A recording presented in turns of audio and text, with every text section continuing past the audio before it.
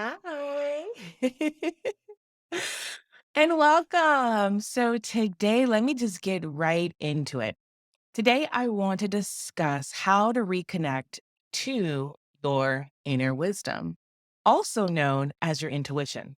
So, the definition of intuition is the ability to understand something immediately without the need for conscious reasoning.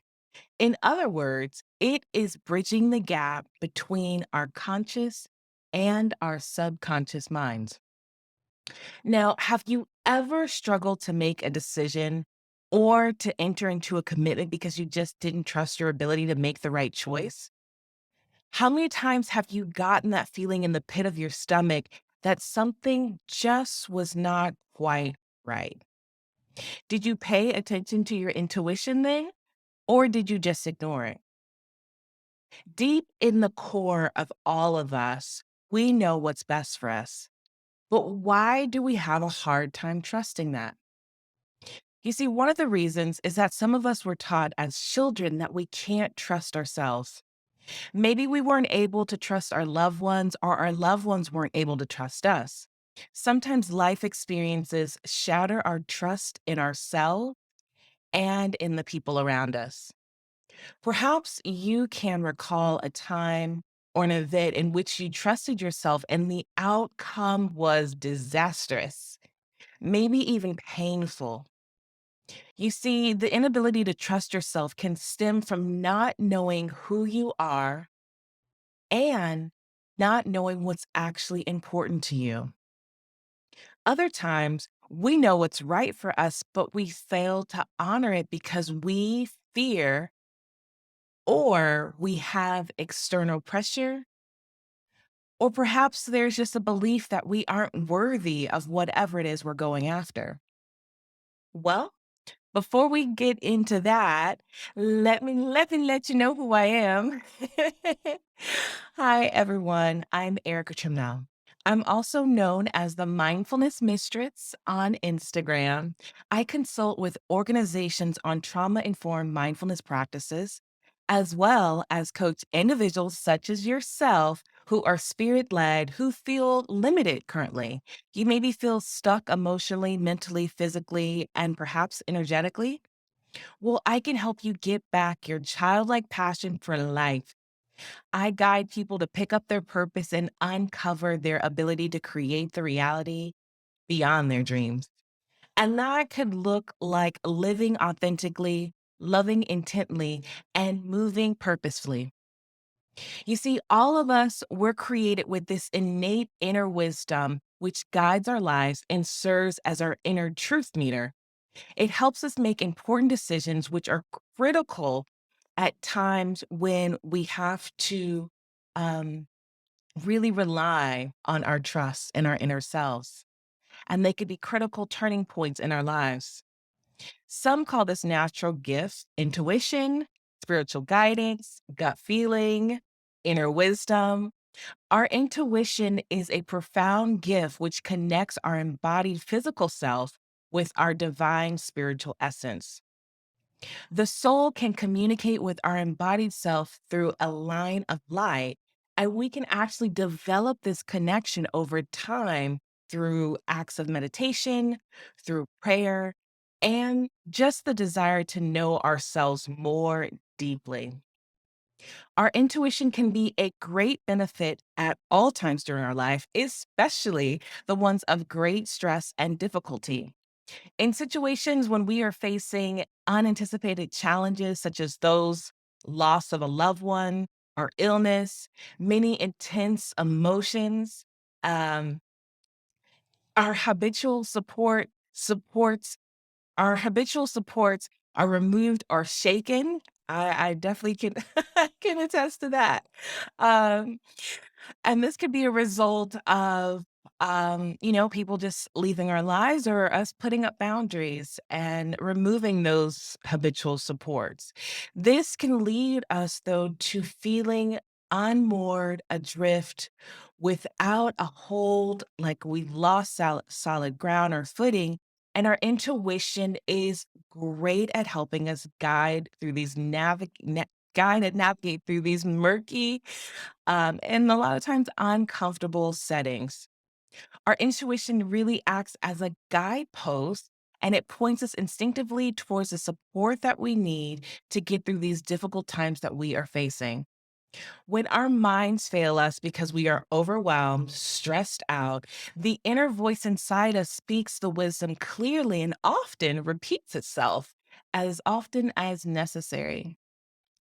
Hunches, gut feelings, and intuitions are entirely acceptable to apply even in the business setting as well as in life in general.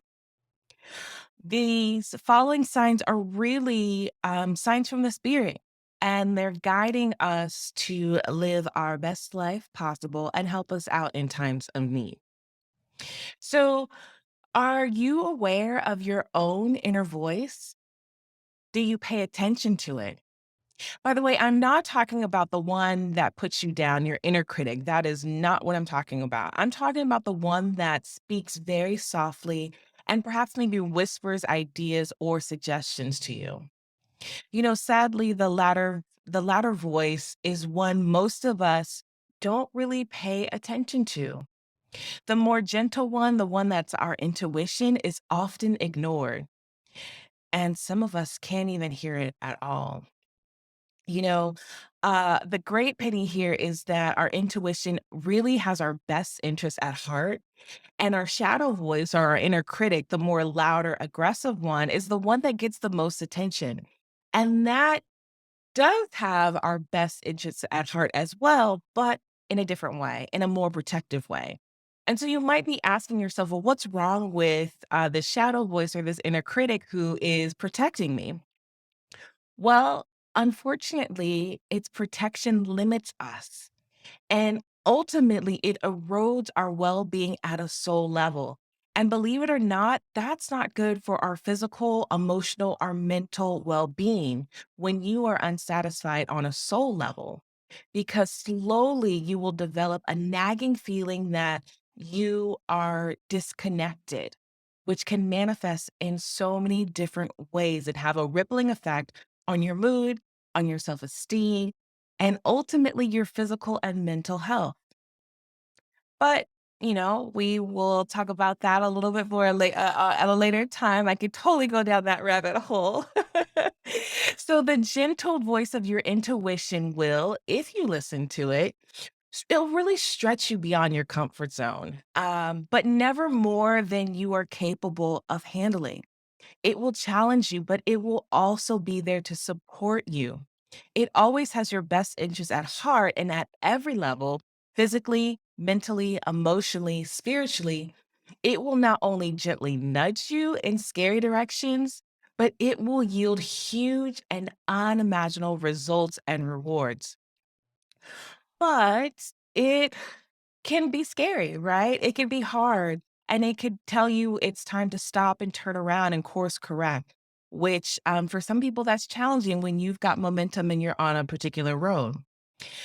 But unfortunately, in our modern times, we are obsessed. We are heavily obsessed with mental rationalization, and we're focused, and have a logical mind.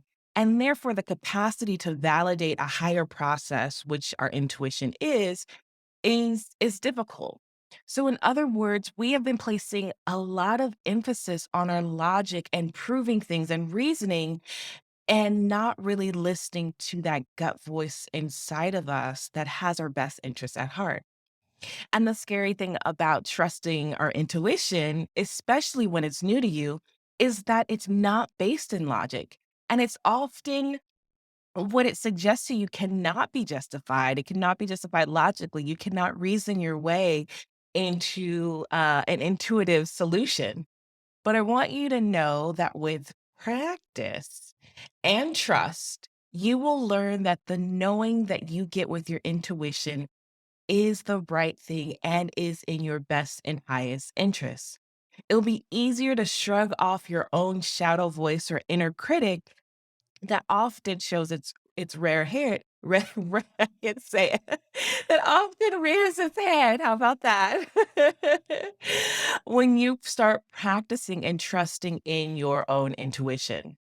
When you tune in your intuition, you allow yourself to be guided by it, and you will be surprised how much easy it is to move through challenges of life and become who you actually want to be and tap into your potential. And how good fortune lands in your lap when you follow your intuition. We call that here synchronicity. And when you are listening and you can be mindful and be quiet, and practice developing your intuition, it's a beautiful thing. It's a beautiful thing to have. And it's so good to be at ease with yourself and at life, especially when you've got this cheerleader who is cheering for you and is helping you out in your most difficult of situations and circumstances, even the ones that you don't even think would be difficult and hard to navigate. Your intuition is there for you to help guide you when you need it.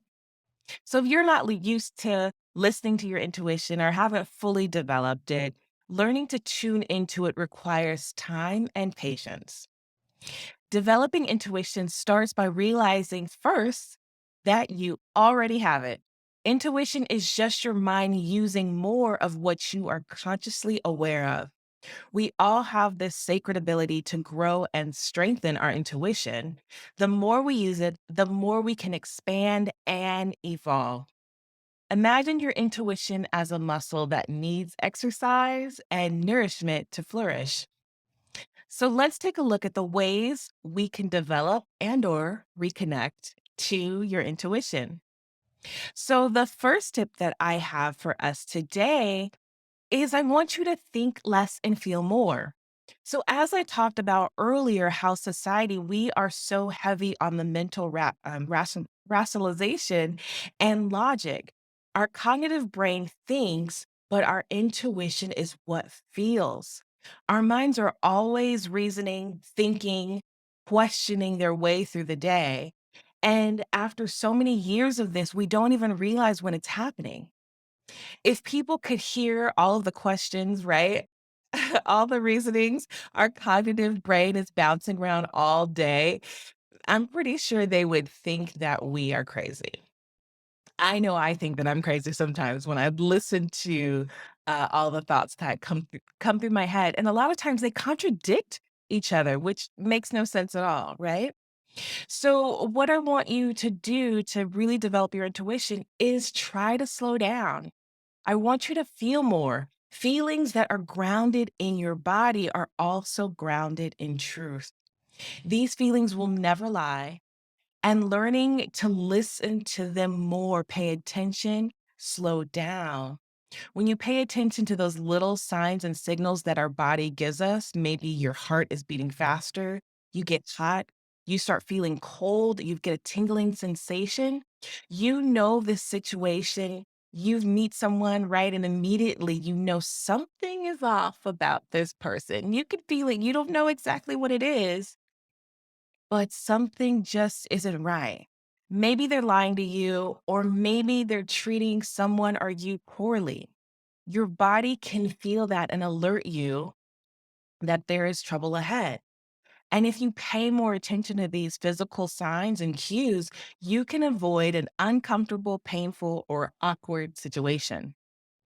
This is just one example of how your intuition could be speaking to you through your body. But you have to slow down and you have to feel into your senses because those are the ways that your intuition can communicate with you. So, another way that you could further develop your intuition or reconnect to your intuition is you follow your hunches. Now, this is something I absolutely love to do. This is a sure way to develop your intuition. It's to test out your hunches. I mean, I guess because my degree's in biology, so I like collecting the data, but test out your hunches. So, let's say, when you're going about your day, keep a journal, or I use voice notes, and write down every time you have a hunch. And when that little voice chimes in, be sure to write it down, to record it, so you can see how that hunch actually plays out. It could be as simple as seeing, the weather report and they say it's going to rain here in Charlotte, which, surprise, surprise. And maybe my hunch is that no, it's going to be a beautiful day today and it's a great day to go outside. So I'll record that and see what happens. Maybe it's a friend's partner that just gives you bad vibes. So you write it down or you record it and you see how it plays out. I encourage you to have fun with this. Follow your hunches and see what happens. See what you learn about your own intuition. It just might surprise you. So, the last and final tip for today with regards to developing or reconnecting to your intuition is to meditate. One of my favorite things to do. So, unless you've been living under a rock for the past 5 years, you know that there are immense benefits to meditating. And we hear about it everywhere. Everywhere, everywhere. We all know that we should be meditating more, so let's look at meditation, though, through the lens of helping us develop and grow our intuition. For most people, intuition has a very, very, very soft voice. So if our minds are constantly busy with the stresses of everyday life, it can be really difficult to hear that little voice inside our heads. And with meditation is a great way to clear our minds. We can quiet the constant inner dialogue and we can make room for our intuition to come through, to show up, to show out in the best way possible. You can try a basic meditation and set a timer for 10 minutes. Find a comfortable position and relax. Close your eyes and stay quiet. And while you do this, you focus on your breath. You listen, you feel, you really pay attention. And when something comes up, when a thought comes up in your head, it's okay. Just bring your awareness back to your anchor, whether it be your breath, whether it be your feet on the floor or your hands in your lap, whatever that is, just focus on being present.